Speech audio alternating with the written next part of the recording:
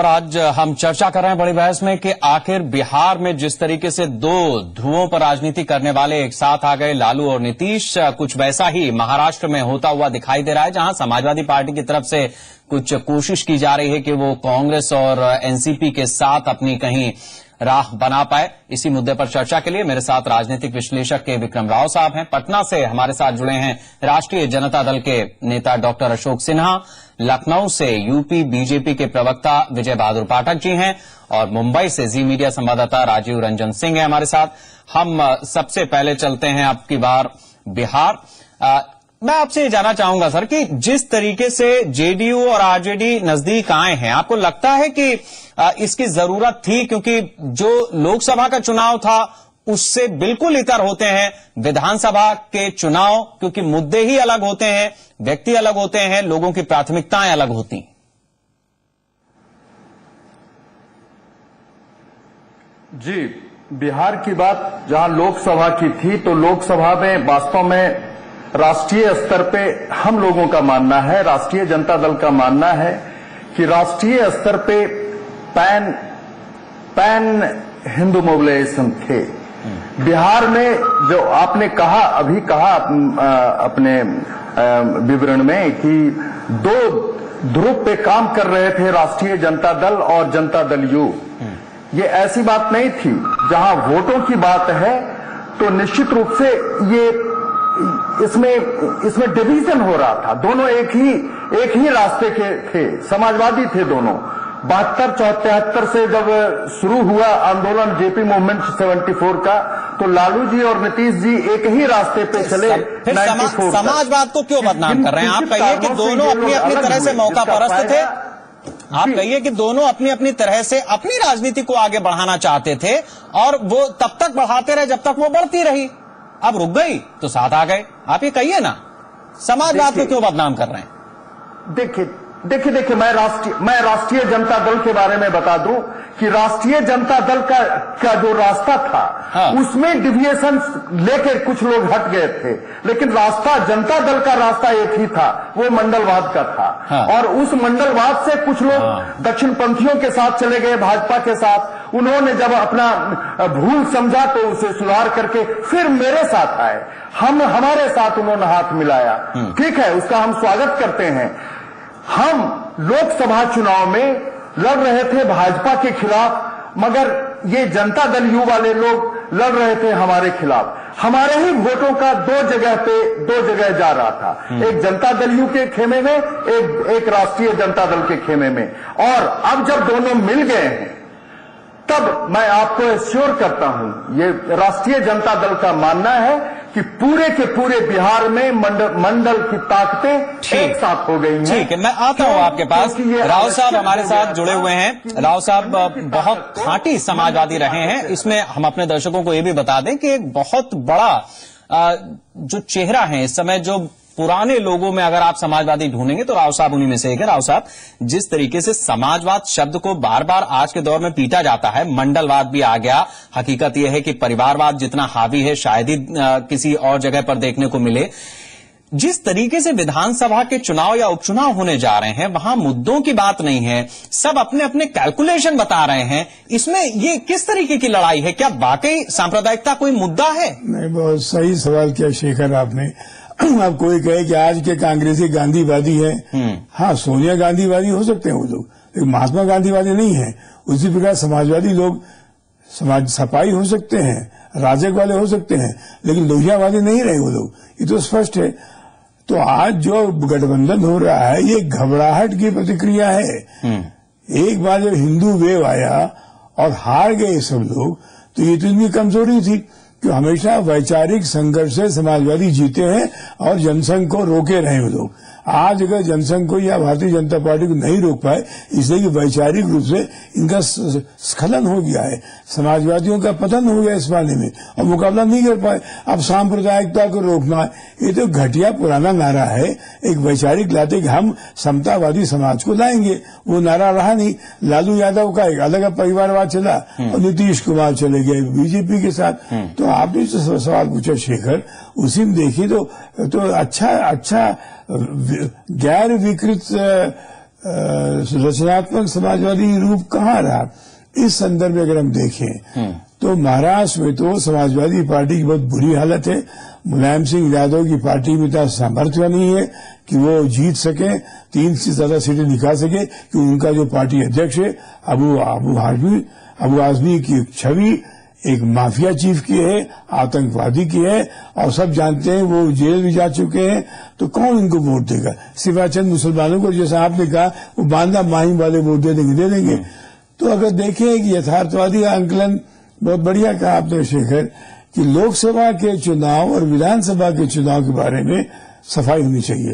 Bharatiya Janata party के मुगालता गलतफहमी नहीं होनी चाहिए कि वो जीत गए लोकसभा तो विधानसभा जीतेंगे। हाँ। विधानसभा में उत्तराखंड में जो भारतीय जनता पार्टी की फजीयत हुई है, जो बुरी तरह तो हारे हैं, रमेश पोखरियाल मुख्यमंत्री थे, उनकी सीट हारे हैं डोईवाला में। भारतीय जनता पार्टी की आंखें खुल जानी चाहिए कि लोकसभा का मुद्दा अलग है, विधानसभा का अलग है। और कल ही अमित शाह ने डांटा है उत्तराखंडी भाजपाइयों को कि सुधर जाओ, नहीं तो और खत्म हो जाओगे। ठीक है, अब हम रुक करते हैं विजय बहादुर पाठक जी का। पाठक जी, आपने बड़े ध्यान से सुनी होंगी राव साहब की बातें।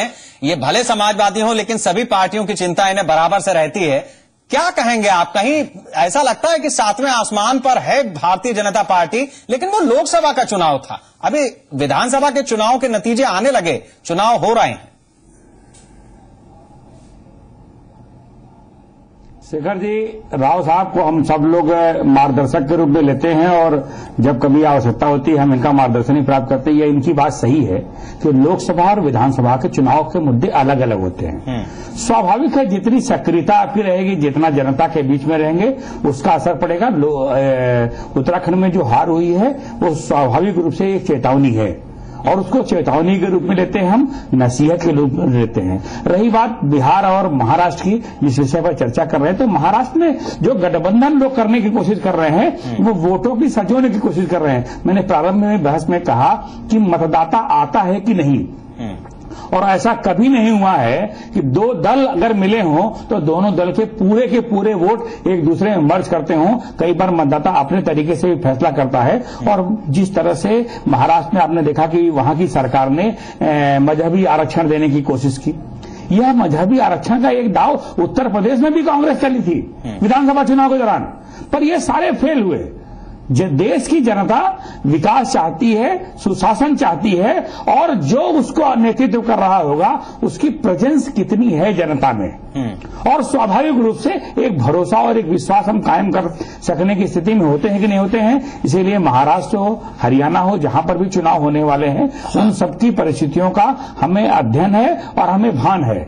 लोकसभा के चुनाव के परिणाम से जो जनता ने भरोसा किया, उससे नसीहत देते हुए और आगे जनता के बीच में हम बने रहे। बिल्कुल, हम आते हैं आपके पास। राजीव रंजन सिंह हमारे संवाददाता इस समय हमारे साथ जुड़े हुए हैं। राजीव, महाराष्ट्र में सियासत तब और ज्यादा उबाल मारती है जब मसला यूपी या बिहार का जाकर के फंसता है। चूंकि बिहार में एक तरह का गठबंधन नीतीश और लालू के बीच हुआ है, हम क्या इसको बिल्कुल इस तरह से देख सकते हैं कि अबू आजमी अपनी पॉलिटिकल माइलेज के लिए इस तरीके के हाथ पांव मार रहे हैं, चूंकि उनके लिए जो समंदर था वो अब कहीं ज्यादा सिकुड़ चुका है। लिहाजा एक स्थिति तो यह हो सकती है। दूसरी स्थिति यह हो सकती है कि शायद इस तरह की गठबंधन की बातों को सुन करके कुछ और मराठी मानुस या यूपी बिहार के लोगों के साथ महाराष्ट्र में क्या होता है, या फिर जिस तरीके के घोटाले हुए, इन सब से ध्यान हटाने की एक ये रणनीति का हिस्सा है। देखिए, 2 बातें आपने पूछी हैं। पहली बात का मैं जवाब दे दूं कि जिस तरह से अबू आजमी का आखिर ये कदम किस तरह से है। जिस तरह से अगर देखा जाए कि समाजवादी पार्टी है अपने आप में ही सिमटते जा रही है। यूपी उसका गढ़ था, यूपी में किस तरह की धाराशाही हुई है ये भी जाहिर है, बिहार में और बाकी और जगहों पे तो सिमटते ही जा रही है। लिहाजा अगर देखा जाए महाराष्ट्र में अबू आजमी का ये कदम किस तरह से कहा जा सकता है, हालांकि अभी प्रायोरिटी बहुत ही प्राथमिक स्तर पर है, इसे बहुत ज्यादा गंभीरता से न लिया जाए तो बेहतर ही होगा, क्योंकि अबू आजमी की तरफ से ये कहा जरूर गया है कि हम साथ में आना चाहें, लेकिन कांग्रेस साथ में आती है कि नहीं, ये भी बात बड़े सोचने वाली बात है कि आखिर कांग्रेस उनके साथ में किस तरह से आएगी, क्योंकि महाराष्ट्र की राजनीति है क्षेत्रीय छत्रपों की राजनीति कही जा सकती है। क्योंकि हर क्षेत्र में छत्रप रहे हैं और इस तरह से जिस तरह से कांग्रेस ने आगे बढ़ के जो आरक्षण की बात कही है, उन चीजों पर देखते हुए जरूर लगता है आबू आजमी को कि इस तरह से अगर उनकी नजदीकियां उनसे बढ़ेगी तो उनको फायदा हो सकता है। लिहाजा अपने फायदे के लिए या अपनी जमीन जो तलाशने की कोशिश है या जमीन बनाने की जो कोशिश है, उस अंदाज पे आबू आजमी आगे बढ़ रहे हैं और समाजवादी पार्टी आगे बढ़ रही। लेकिन इस आगे बढ़ने का अगले तरफ से जो सामने वाले कितना इसका स्वागत करता है, ये बड़ी बात होगी, क्योंकि खुद एनसीपी और कांग्रेस के जो गठबंधन की बात है वो भी कई बार बहुत ही तनाव की स्थिति में आई है, आधे आधे की सीटों की बात है। अब उस दौरान ये तीसरा व्यक्ति यहां अब आता है तो उसे किस तरह की सीट दिया जाए। लेकिन आलम यह है कि समाजवादी पार्टी यही चाहती है कि कम से कम उसका कुछ फायदा हो जाए। दूसरी बात आपने पूछी कि आखिर जिस तरीके से बिहार और यूपी में जो बातें होती है वो यहां क्यों नहीं होते, क्योंकि मराठी मानुस क्या डाइवर्ट हो सकता है क्या। लेकिन उन चीजों में अलग ही बात है, क्योंकि जिस तरह से यहां राज ठाकरे का मसला उठा था उस दौरान कांग्रेस को फायदा, कांग्रेस और एनसीपी का फायदा हुआ था। लेकिन अभी वो सुगबुगाहट अभी सामने नहीं दिख रही है। जैसे ही वो सुगबुगाहट आएगी सामने तो जरूर है क्योंकि बिल्कुल राजू, आप हमारे साथ बने रहिए। राव साहब, ये बहुत दिलचस्प है कि एनसीपी कांग्रेस का जो गठबंधन है ये एक बड़ी पतंग है। इसमें ये बिल्कुल उसी तरीके से है जैसे कोई लंबे पेंच लड़ा रहा हो और उसमें कुछ लोग लंगड़ मार करके और सोचे कि दो चार ठुनकी हम भी दे दें। तो क्या हम इसको उस तरह से देख सकते हैं? दूसरा, मन से अपने आप में एक खुद बहुत बड़ा फैक्टर है। 13 सीटें वो पाई थी मराठी मानुस के नाम पे, शिवसेना के वोट उसने मराठी मानुस के उस तरह से काटे थे। तो अगर विकल्प लेना ही होगा तो क्यों नहीं राज ठाकरे? ये तो कहा नहीं जा सकता, इसलिए कि मुख्यमंत्री के लिए जो दावेदार लोग हैं इस वक्त उद्धव ठाकरे नंबर 1 पर है। भारतीय जनता पार्टी के पास गोपीनाथ मुंडे के निधन के बाद कोई दावेदार रहा नहीं ज्यादा। तो ये एक जरूर नया फैक्टर है महाराष्ट्र विधानसभा के चुनाव में। और राज ठाकरे को, उद्धव ठाकरे अगर मुख्यमंत्री बनने वाले हैं तो उसके वोट कटेंगे। राज ठाकरे जरूर कांग्रेस की मदद कर सकते हैं और कांग्रेस के वोट काट सकते, राज ठाकरे शिवसेना के वोट काट सकते हैं और कांग्रेस को फायदा पहुंचा सकते हैं। और कांग्रेस की ही बल्कि उनसे यारी रही है राज ठाकरे की। तो अगर इस समग्रता की दृष्टि देखिए हम लोग, तो राज ठाकरे इस बार ज्यादा वोट काटू बन नहीं पाएंगे क्योंकि उनको 13 सीटें मिली थी, अब की कमी मिलने की संभावना है। लेकिन एनसीपी और कांग्रेस के दांवपेच में भी काफी खटास है, काफी कमजोरी है और उठा पैठक जो चल रही है, सीटें नहीं छोड़ेंगे, इतनी सीटें चाहिए वगैरह, तो भी निश्चित नहीं है। इसका फायदा तीसरी पार्टी होगा। यहां शेखर थोड़ा और बात करें, बिहार की आपने चर्चा की थी। उत्तर प्रदेश के 12 उपचुनावों और महाराष्ट्र विधानसभा के विधान चुनाव की तुलना में बिहार को हम जोड़ नहीं सकते हैं। बिहार का एक अलग परिप्रेक्ष्य है, क्योंकि बिहार में अगर 24 साल बाद 2 पुराने मित्र लौटे हैं तो भूले भटके थे और लोकनायक जयप्रकाश के लोहिया के वो लोग अनुयायी रहे थे। लालू और नीतीश साथ आ गए हैं तो ठीक है, 2 बिछड़े भाई साथ आ गए तो ज्यादा उनकी आलोचना नहीं हो सकती है। लेकिन उत्तर प्रदेश में देखना पड़ेगा, बहुजन समाज पार्टी नहीं लड़ेगी है। मुलायम सिंह किसी समझौता करते हैं कांग्रेस से या सीटें नहीं देंगे 12 में से, ये बात है। यूपी में तो साहब एक ये भी खबर है कि पर्दे के पीछे सपा का अनसेट सपोर्ट कर रही है, कुछ इस तरीके की बात भी आई है। हम खैर ये चर्चा जारी रखेंगे। बहुत दिलचस्प हो चुकी है ये पूरी बहस और पूरा जो राजनीतिक परिदृश्य है। इस बात को बिल्कुल पकड़ के रखिए कि हर हाल में जिस तरीके के समीकरण लोकसभा चुनाव के नतीजों के बाद बदलते बनते दिखाई दे रहे हैं, उससे एक नई तरह की राजनीति क्या शुरू हो पाएगी।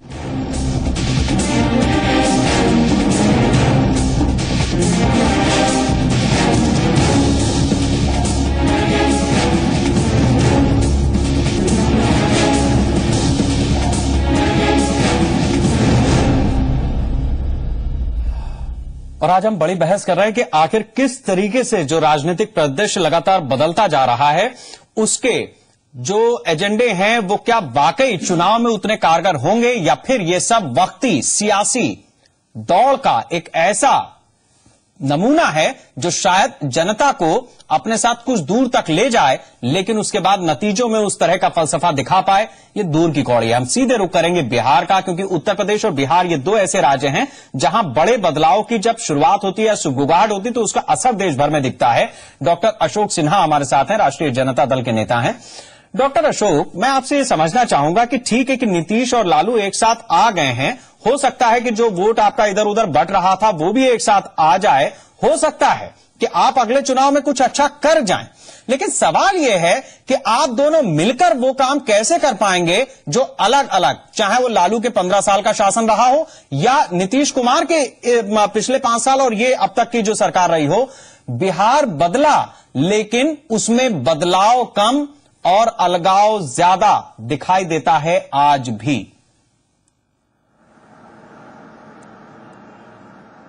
देखिए शेखर, पहले तो मैं बता दूं कि नीतीश और लालू जब दोनों 95 तक साथ थे, तो जैसा कि राव साहब ने भी कहा, बीजेपी को पूरी तरह से कंटेन करके रखा, सांप्रदायिक ताकतों को। ये करीब करीब 2004 तक बाय एंड लार्ज यही। पहले तो ये बता दीजिए कि सांप्रदायिकता मुद्दा है क्या बिहार विधानसभा चुनाव में?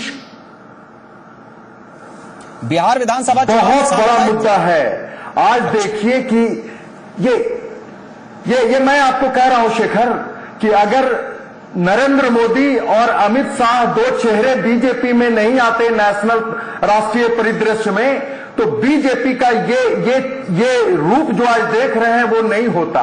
ये दो सांप्रदायिक जो चेहरे हैं कि आज उनका शह पाकर कोई सानिया मिर्जा को भी पाकिस्तानी बताता है और कोई शिवसेना का भी आदमी फोर्स फीडिंग करता है, तो सांप्रदायिकता मुद्दा है। ये बिहार के लोग मानते हैं। सीधा सा सवाल है, आप ये बताइए कि क्या सांप्रदायिकता इस समय बिहार विधानसभा चुनाव का एजेंडा है? आप विकास के मुद्दे पर चुनाव लड़ने जा रहे हैं। कल तक इन्हीं नीतीश के साथ बीजेपी सरकार चला रही थी ना, आपके साथ नहीं थी सरकार में, या आप विरोध करते थे? आप विरोध की राजनीति करते थे जब जगह जगह दंगे हो रहे थे, जब मोतिहारी वगैरह वगैरह जगहों पर छोटे छोटे लड़के, मैंने अपने चैनल पर दिखाया है कि छोटे छोटे लड़के जब पत्थरबाजी करते थे, आके गोले फेंकते थे, आग लगा देते थे बाकायदा टेम्पो और ट्रकों में, तब राष्ट्रीय जनता दल के ऊपर उसके आरोप लगाते थे यही नीतीश कुमार। नहीं, राष्ट्रीय जनता दल पे कभी आरोप नहीं रहा है। हां, ये आरोप जरूर रहा है, ये हम लोगों का आरोप रहा है कि नीतीश कुमार में जो कुछ भी बद इंतजामी और बदहाली है वो उनके बीजेपी की साथ संगति के चलते हो रहा है। उसी से सांप्रदायिक ताकतें जो थी बहुत ज्यादा इनकरेज थी। आज वो माहौल बदल गया है। आज देखिए, सबसे ज्यादा बेचैनी बीजेपी वालों को है कि ये क्यों दोनों एक साथ हो गए, और हर एक कभी लीडरशिप का मामला उठाकर या कभी और कि ये इनके लोग नहीं जुटेंगे। अरे दोनों का क्लास इंटरेस्ट एक है, और पूरी तरह से नीतीश जी और लालू जी के एक साथ आने से पूरी तरह से यहाँ समाजवाद की मंडलवादी रामविलास पासवान पर भी चाहूंगा। डॉक्टर अशोक, मैं एक छोटी सी टिप्पणी रामविलास पासवान पर भी चाहूंगा। ये ठीक बात है कि वो एनडीए के इस समय हिस्से हैं, उनके साथ जाकर के चुनाव लड़े हैं, लेकिन इससे पहले वो आपके साथ थे। उनके बारे में भी टिप्पणी में चाहूंगा कि आप करें, क्या सोचते हैं आप उनके बारे में? जी, रामविलास पासवान जी का हम आप और सारे, चाहे मीडिया हो या कोई राजनीतिक क्रिटिक हो, हर कोई एक ही जानता है कि वो मौसम वैज्ञानिक हैं और उनकी कोई कंसिस्टेंट पॉलिसी नहीं रहती है। यही कारण है कि रामविलास पासवान जी के पाला बदलने के बावजूद उनके जो तथाकथित वोटर हैं, उनका जो छोटा वो शिफ्ट नहीं करता है, वो वोट ट्रांसफर नहीं करता है। हाँ, मार्जिनल डिफरेंस तो कर ही देता है, बस इतना ही उनका है। अब रामविलास पासवान जी के रोल को मोदी जी के रोल में जोड़ कर मत जो देखिए, ये मोदी जी का पैन इंडिया हिंदू मोबिलाइजेशन था। मैं नहीं कह सकता हूं कि ये पूरी तरह से कम्युनिज्म था। हम इस चर्चा को आगे बढ़ाते हैं। मैं रुक करूंगा लखनऊ का विजय बहादुर पाठक जी हमारे साथ हैं। पाठक जी, देखिए, आने वाले समय में कई राज्यों में विधानसभा चुनाव है। जिस बात को डॉक्टर अशोक कह रहे हैं कि ये पूरी तरीके से हिंदुओं का मोबिलाइजेशन था और नरेंद्र मोदी और अमित शाह का जो चेहरा सामने रख करके चुनाव लड़ा, उन सब चीजों का आपको फायदा मिला। उत्तराखंड में जो चुनाव हुए उसके नतीजे आपके सामने हैं उपचुनाव के। अब मैं आपसे ये जानना चाहूंगा कि क्या आपको लगता है कि ये जो तरह तरह के गठबंधन हो रहे हैं ये बीजेपी के लिए एक खतरे की घंटी है? क्या आपको भी डर लग रहा है इस तरीके की रणनीतियों के साथ? शेखर जी, हम लोगों ने प्रारंभ में किया था और अपनी सुविधा अनुसार राजनीतिक तर्क रखते हुए सिन्हा साहब ने अभी रामविलास पासवान जी के बारे में कहा ना कि वो जाते जरूर हैं पर उनका वोट नहीं जाता है। तो जब रामविलास पासवान जी का वोट नहीं जाता है तो आरजेडी और जेडीयू बिहार की राजनीति में दोनों परस्पर विरोधी थे। कैसे ये दोनों एक दूसरे के साथ ये अपना अपना वोट मर्ज करेंगे? फिर जब ये कह रहे थे कि वो बीजेपी के साथ थे तो गड़बड़ थी और इनका साथ हो गया तब ठीक हो गए। सरकार तो नीतीश जी की है, तो जो अगर वो अच्छे काम हो रहे होंगे तो वो सारा नीतीश जी के जिम्मे जाएगा और जो खराब काम हो रहे थे वो सब हमारे जिम्मे जाएगा। मुझे नहीं लगता होगा। और देश की जनता जो चुनाव में की है, इस बार भी जो विधानसभा के चुनाव होने वाले हैं वहां भी जनता के बीच में कोई कंफ्यूजन नहीं है। मैं फिर इस बात को कह रहा हूं, अच्छा, जनता सुनिश्चित कर रही है, वो चाहती है कि एक पूर्ण बहुमत की सरकार जो उसे विकास दे सके, जो विकास के पथ पर ले जा सके, उसे वो चुनेगी। वह भरोसा हमको कायम करना होगा। जितना भरोसा हम कायम कर पाएंगे, जितना सक्षम नेतृत्व दे पाएंगे और चुनाव की रणनीति जितनी बेहतर बना पाएंगे उससे होगा। गठबंधन तो देखिए विरोध है, वो दूसरे लोग करेंगे और अपना अपना सबल करने का सबको अधिकार है, ये लोग भी करेंगे। न उससे भय करने की जरूरत है, न उससे कहीं कोई निराश होने की जरूरत है। बिल्कुल चर्चा के आखिरी समय में राव साहब, मैं आपसे चाहूंगा कि अब आप इस पूरी बहस का जो लब्बो-लुबाब निकल रहा है, आप अपने तजुर्बे से हमें बताएं कि दरअसल जो कुछ बिहार में हुआ या जो कुछ महाराष्ट्र में हो रहा, हम मान सकते हैं कि मन से थोड़ा बहुत अगर शिवसेना को डैमेज करेगी तो उसका फायदा कांग्रेस को मिल सकता है, इस तरीके की कुछ चीजें हो सकती हैं। लेकिन ये जो कुछ हो रहा है, उत्तर प्रदेश के लोकसभा चुनाव के नतीजों से जो शुरुआत हुई, उसके बाद बिहार और महाराष्ट्र और अलग अलग राज्य, इसे आप किस तरह से देख रहे हैं और इसके क्या मायने हैं? शेखर, राजनीतिक यथार्थ और तर्क के अनुसार देखें अगर, तो इस बार का जो वोटिंग पैटर्न होगा, मतदाताओं की प्रवृत्ति होगी, वो लोकसभा चुनाव से बिल्कुल भिन्न होगी। कोई जरूरी नहीं है कि लोकसभा के आधार पर ही इस बार वोट पड़े। तब मोदी सरकार बननी थी तो देश की जनता ने जनादेश दिया कि सरकार बननी है। इस बार मोदी तो है नहीं, न तो मोदी मुख्यमंत्री की दावेदार है, न मोदी की पार्टी ही कोई मांग कर रही है। तो बिल्कुल स्थानीय आंचलिक मुद्दों पर ही वोट पड़ेंगे, ये तो तय है। दूसरा ये है कि जैसे महाराष्ट्र में देख लें, अभी सरकार कांग्रेस पार्टी और एनसीपी की है। अब उनकी जो सीटों का बंटवारा हुआ है उसका आधार क्या होगा? और पिछले 48 घंटे में दो बातें जो हुई हैं वो ज्यादा अच्छी नहीं है लोकतंत्र के लिए। बेलगाम एक मुद्दा बनने जा रहा है कांग्रेस पार्टी के लिए, क्योंकि महाराष्ट्र में कांग्रेस पार्टी सरकार है, कर्नाटक में भी है। अब बेलगाम के में झगड़ा चल रहा, पुलिस लाठीचार्ज कर रही है, इससे कांग्रेस को नुकसान होगा। उसी प्रकार बारामती शरद पवार कॉन्स्टिट्यूंसी में कल से आंदोलन चल रहा है कि जलगर जाति को भी दलित का आरक्षण दिया जाए। ये आंदोलन चलेगा तो फिर दलित वोट जो कांग्रेस पर जाते हैं वो किधर जाएंगे? तो मेरे ख्याल से महाराष्ट्र के बारे में तो स्थिति बड़ी तेज बदल रही है। यूपी और बिहार में जरूर भारतीय जनता पार्टी को बहुत बड़ी चुनौती हो रही है कि उत्तर प्रदेश में भारतीय जनता पार्टी को 12 सीट बचानी है। मुलायम सिंह के पास एक सीट भी नहीं है। जब उनके पास कुछ है ही नहीं तो खोएंगे क्या? वो जो कुछ पाएंगे तो पाएंगे वो। तो ये चुनौती है उत्तर प्रदेश में बीजेपी के सामने, और बिहार में भी उन्हें सीटें बचाने के लिए। महाराष्ट्र में जरूर बहुत बहुत दिलचस्प चुनाव इस बार होगा। शेखर, बहुत शुक्रिया राव साहब, आपका भी। डॉक्टर अशोक, आपका भी बहुत शुक्रिया। विजय बहादुर पाठक जी, आपका भी बहुत बहुत शुक्रिया हमारे साथ इस चर्चा में जुड़ने के लिए।